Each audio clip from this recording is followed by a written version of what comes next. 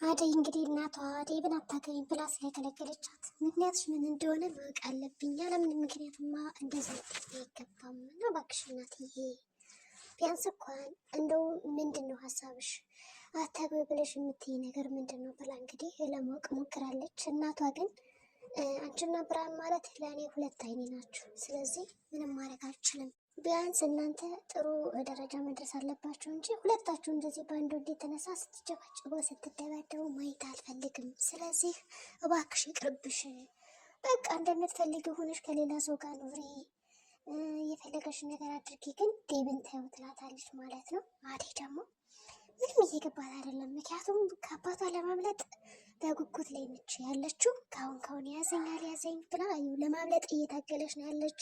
እንግዲህ ብርሃኔም ለእናቷ በግልጽ ነግራታለች ዴብ እንደምትፈልገው። እናት ደግሞ ለአደይ መናገር አልፈለገችም። ምናልባትም እንግዲህ እህት እናት ይጣላሉ ብላ ስላሰበች ነው ያልተናገረችው። ዴብም እንግዲህ ከዚህ ተጨንቋል። አደይ ምንም አይነት ስልክ እያነሳችልኝ አይደለም፣ ምንድነው ችግሯ በማለት በጣም ጭንቅ ውስጥ ነው። እንደውም ወደ ገጠር ተመልሼ መሄድ አለብኝና እሷን ማየት አለብኝ፣ ማከም አለብኝ፣ ችግሩም እንደሆነ ማሳ ላይ ከዚህ ጋር ቁጭ አልልም እያለ ነው እንግዲህ የምሰራው ነገር እንግዲህ እንዳይተላለፉ ነው። ዴብ ወደ ገጠር ለመሄድ ሲያስብ አደይ ከተማ ገብታ ከዛ ዴብ ደግሞ ገጠር ቀርቶ ያው የአደይ አባት እንግዲህ በአንተ ምክንያት ነው ልጅ ኮበለለችው ብሎ ወጥመድ ውስጥ እንዳይገባ እንግዲህ ዳይመንድ እንዳይሄድ ቢያደርገው የተሻለ ነበረ። ግን ወደ ገጠር ለመሄድ ዝግጅት ላይ ነው። ወይ ደግሞ አደይ ፈጠን ብላ መምጣት አለባት። እንግዲህ ብርሃኔና እናቷ አደይ እንደ ተመለሽ ወደ መጣሽበት በማለት እንደምንም ከአባቷና ከአጎቷ እጅ አስጥለው መኪና ውስጥ ለማሳፈር እየሞከሩ ነው። አጎት ግን በዚህ መካከል ወዴትም አትሄጂም በማለት እናቷን ያው ገፍትሮ ጥሏታል። እንግዲህ ታሳዝናለች። እንግዲህ ገፍትሮ ነው የጣላት። ብርሃኔም እንግዲህ እናቴ በማለት ወደ እናቷ ሄዳለች ማለት ነው። ብቻ አደይም ሮጠች በቃ። ግን ታምልጥ አታምልጥ ምንም የሚታወቀው ነገር የለም። መኪና ውስጥ ትግባ አትግባ ገና ነች። ከዛ አንጻር አሁን ለአደይ አባት ምን ብለው እንደሚመልሱ አጎትና አለሌ ጨንቋቸዋል። ሌሊ ከቀን ወደ ቀን እየባሰ ነው የመጣው። አባቴ እናቴ ኤላ ከማለት ውጭ እንግዲህ ሌላ ምን የምታውቀው ነገር የለም። በቃ በፊት ልጅ እያለች የምታሳልፈው ህይወት ላይ ናት ያለችው አሁን። ከዛ ካደገች በኋላ እንደገና ብዙ ስቃዮች እንዳሳለፈች ረስታለች። ይህ ነገር አንድም ለህመሙ ጥሩ ቢሆንላትም ማለት ጋንስ አስተማሚ እንደመሆኗ ታምም ያለው ብላ አትጨነቅም፣ ፈታ ብላ እንድትኖር ያደርጋታል። ግን ደግሞ በዙሪያ ያሉት ሰዎች ደግሞ እየተጎዱ ነው ያሉት። ምክንያቱም የሌሉ ሰዎች ስታነሳባቸው ጨንቃሉ። በተለይ ደግሞ ባቡሬማ እንደው ልጠጋ ራሱ አልፈልግም፣ በጣም ታስፈራኛለች ስትለው ነበረ። ባቡሬ እንግዲህ እኔ ያንቺ በረከት ነኝ እያለ እንግዲህ ሲያናግራት ነበረ። የሚገርም እኔ ግን እፈራለሁ ምናምን ዞር በላይ ስትለው አያስቀኛለች። እኔ ራሱ በእሷ ቦታ በሆነ እንግዲህ ብዬ አሰብኩት። ያስደነግጣል እንዴ! በጣም ጥቁር ስለሆነ እንግዲህ ባቡሬ በጣም ያስደነግጣል። ግን እሷ ራሱ ፈርተው ነበረ። ብቻ ግን እየጮህባት ነበረ። በተለይ ደግሞ ኤላ ስትልበት ስለሚያፈቅራት ምንድነው እኔ ከፊቷ ቁጭ ብዬ ኤላ የምትልብኝ እያለ እንዲሁም ደግሞ ፍቅሬን እገልጽላታለሁ ብዬ እየተመኘው እንደዚህ ስትጠራብኝ እንዴት ነው በማለት አዝኗል። እንግዲህ ብቻ ምን እንደሚያደርግ ግራ ገብቶት ነው ያለው። እንግዲህ እናቱ ምግብ ሰርታ ሊያበላት ቁጭ ብሏል። ሁለታቸውም ጉረሽ እያሏት ነው ተራ በተራ።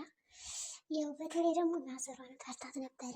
ግን ማዘሯ ደግሞ የኔ ልጅ ነው ካለቻት በኋላ በረከትን ትንሽ ለማውራት ሞከረች። ከዛ በተጨማሪ ሲጨቃጨቁ ሌላ ኩርሳት አንተ ኩርሳት ጨዋሽ ማለት ነው። ስለዚህ በቃ ያው እስኪ አትጮህባት ተዋት ትላለች ማለት ነው። ከዛ ዶክተሩ ደግሞ የፍቅርን እናት የሩታን አምጫት ብሎን ነበረ።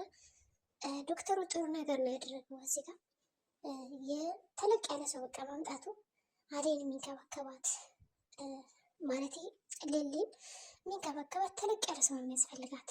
ለምሳሌ አሁን አደይ ብትሆን ገጠር ሄዳለች፣ ሩታም ያን ያክል አይደለችም። ለባቡሬን በቃ ለመንከባከብ ቢፈልጉም ሩቅ ናቸው።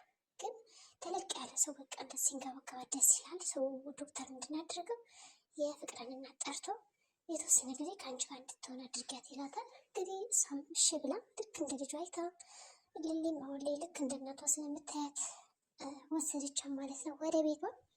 ከዛ ቤቱን ስታዩ ደግሞ አዲስ ሆነባት።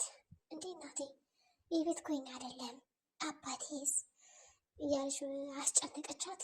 እንግዲህ የሌለ ሰው ቁስል ያው አንዳንዴ በነገራችን ላይ ቁስል ይነካል። የሌለ ሰው ስታነሱ ምናምን ቁስል ማንሳት ነው የሚሆነው። የሆነ እንጂ የፍቅር እናትም ቤት ቀይረናል በሚለው አስተካከለችላት። ከዛ ሩትና ደግሞ ሮማን ሌሎቹ በጣም ተገረሙ። እንዴት ረሳችን?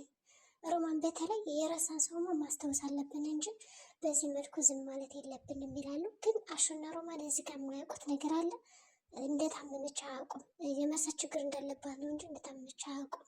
ስለዚህ ሁሉ ነገር የሚያስታውሳት ከሆነ ሊሊ ደግሞ በጣም ከአቅሟ በላይ ትታመም ይሆናል ማለት ነው። ከዚህ ጋር ጥንቃቄ ማድረግ ያስፈልጋል። ብቻ እንግዲህ ባጭሩ ኤላ ጥሏት ከሄደ በኋላ የሊሊ ስቃይ በጣም እየበዛ ነው ያለው። ቤዛና ወንድሟ ደግሞ እንግዲህ ተንኮላቸውን ቀጥለውታል። እስካሁን ምንም ያቆሙት ነገር የለም። ያው ሞት ነበር ያቀደችላት ለሊሊ፣ ግን ደግሞ አሳበደቻት፣ እብድ አደረገቻት በመጨረሻም። አሁን ካርታና ፕላን እንወስዳለን የቤቱን። ማንም ይህንን ነገር ዘወር ብሎ አላየውም። ወንድሟ እንግዲህ ሰርቆ ወስዶታል። የደበቀው ደግሞ ከራሳቸው ተከራይተውበት ቤት ከነበረው ነው እንግዲህ ከነ ቤዛ። ግን ደግሞ የሆነ ጥቁር ሰውዬ ነበረ ቤት ውስጥ ሳይገባ ደንግጬ ወጣሁ ስትላቸው ባለፈው ለበረከትና ለዲ ሊሊን አላምኗትም።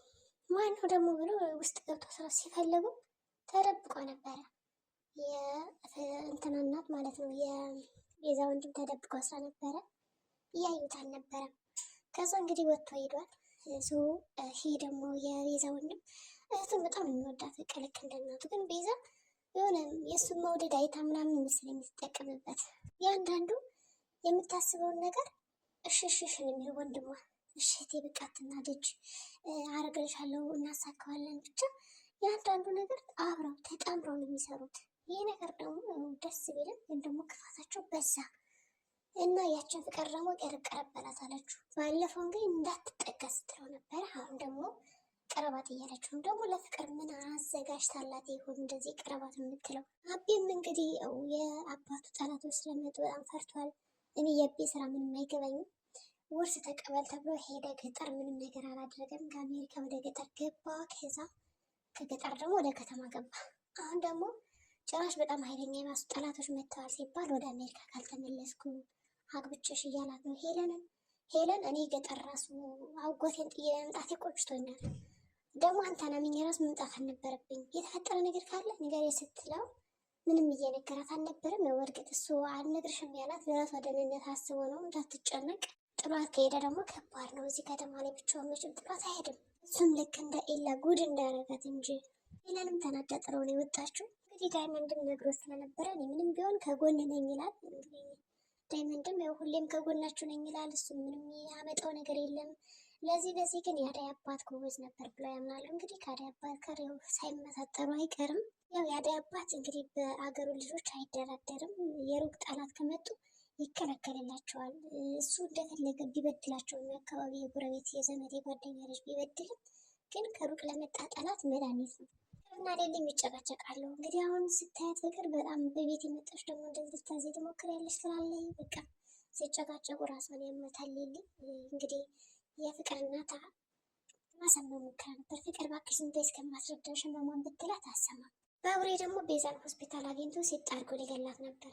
ዶክተሩ መንቀፍ አለበት። በእርግጥ ጥሩ ነገር ነው ያደረገው። እስኪ ስትሰጫት የነበረውን መድኃኒት እያንዳንዱ አምጪልኝ ስሙን ልመርምረው ነው ያለ። እንግዲህ ልትጋለጥ ትችላለች። በዚህ ጉዳይ ደግሞ ደንግጣም ነበረ። በደንብ መመርመር አለበት ዶክተሩ። ቤዛን ማመን አልነበረበትም ሲጀምር፣ እሷ ናት እንደዛ አደረገቻት። የዛሬው ቪዲዮአችን ይመስላል። ቀጣይ ቪዲዮ እስከምንገናኝ መልካም ጊዜ